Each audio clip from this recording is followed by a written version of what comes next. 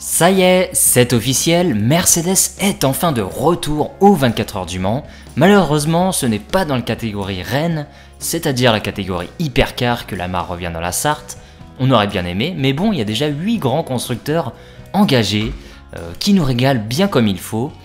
Quel spectacle et quelle évolution de l'endurance. Regardez par rapport à la période 2018-2020 où Toyota était bien toute seule et n'avait vraiment aucune concurrence sérieuse.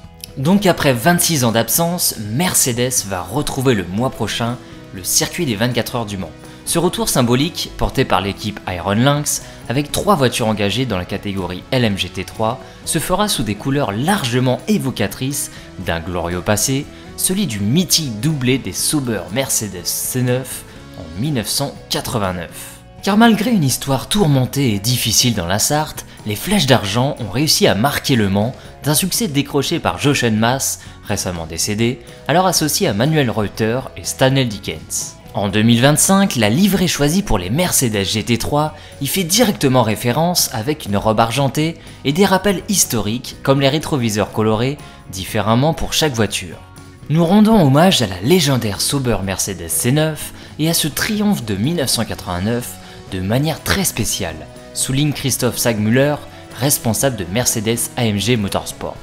Le partenariat entre Mercedes AMG et Iron Lynx, structure rodée à l'expérience du GT, officialisée fin 2024, a permis le retour de la firme à l'étoile en endurance et désormais aux 24 heures du Mans. Au Mans, Iron Lynx alignera 3 équipages solides sur le papier, avec des identités parfois fortes, à l'image du trio 100% italien sur la numéro 60, composé de Claudio Schiavoni, Matteo Cressoni et Matteo Carioli.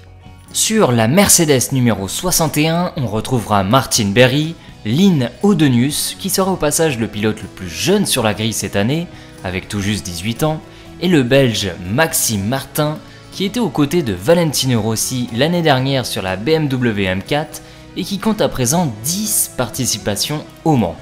Pour finir, la numéro 63 réunira un duo père-fils australien avec Stephen et Brenton Grove, aux côtés du pilote d'usine Lucas Stolz.